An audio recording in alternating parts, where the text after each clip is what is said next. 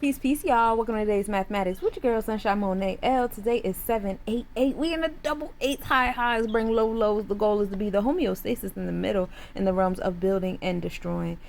Unless you like them high highs and low lows, then do your thing. I'm good off that. I'm tired of roller coasters. I just want to be on a just want to coast.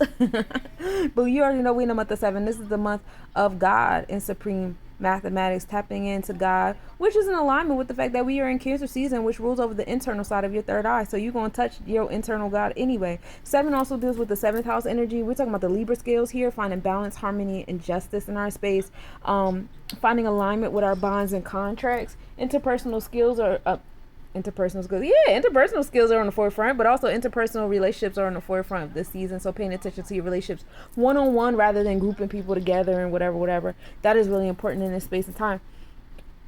We are in the day of 8. Today is the day of building and destroying. Transformations, the solar plexus chakra, saying some shit with your chest and your gut, letting your gut control your mind.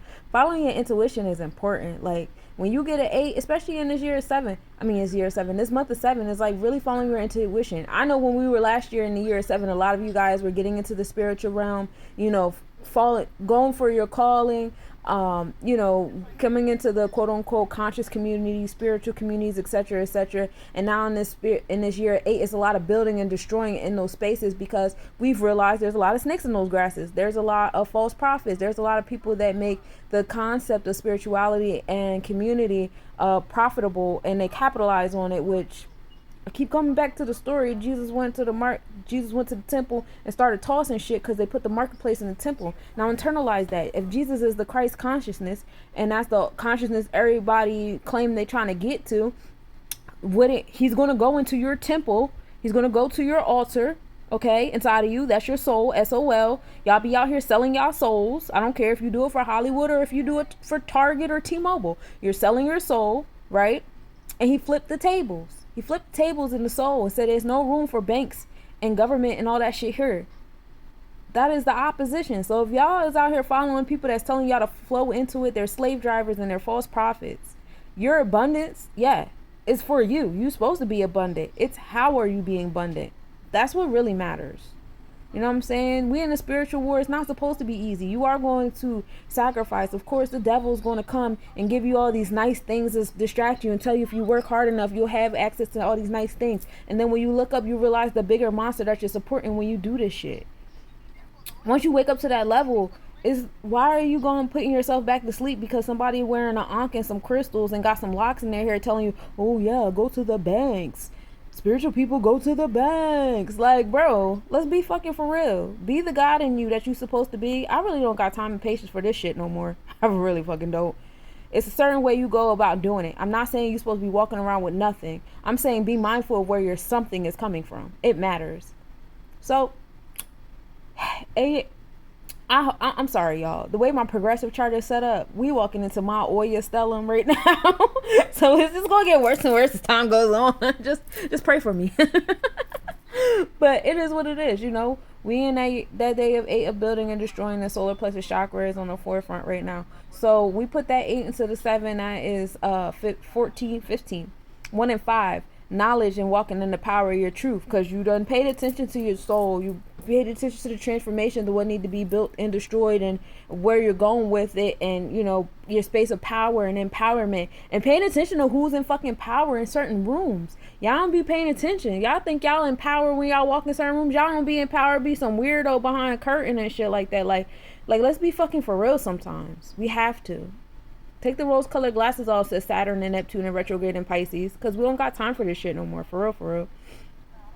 But we're going to come into the knowledge of walking in the power of our truth, and we're going to put it to a 6, which applies to our health, wealth, daily routine, our moral integral code, and our habits. It also deals with the number of equality. We like equality in all things, in all facets of self, and our facets in our relationships. Ashe? Ashe.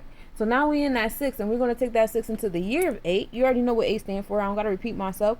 But when we take that 6 and we put it into the year 8, we are now at 1 and 4, which is knowledge and foundation of all things, which also brings you to a space of freedom.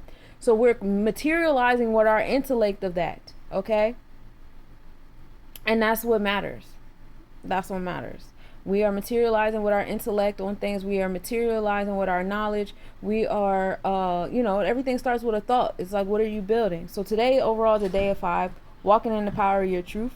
It's very important to walk in the power of your truth. And so as far as the astronomical report, we start the day off with a 5% waxing crescent moon rising at 8:05 a.m. and setting at 10:40 p.m. We are in Leo in the tropical, and our thought process being confident and courageous and standing on our own with our heart chakra on the forefront. We are in Cancer in the Vedic in a constellation space, so still attracted and nurturing spaces that assist us with that Leo energy in the 5th house. That 5th house is your, again, coming back to that Leo house, your inner child, your inner creative self, and is ruled over by Gemini. So aligning with people that invoke your inner child, paying attention to the inner child and other people, being confident when you're around your community. Sunrise at 5:38 a.m., setting at 8:30 p.m. Jupiter in Aldebaran at minimal angle at 3:22 a.m. Jupiter was 4.8 degrees north. We were able to observe that at 4:02 a.m. with a 4.8 north separation.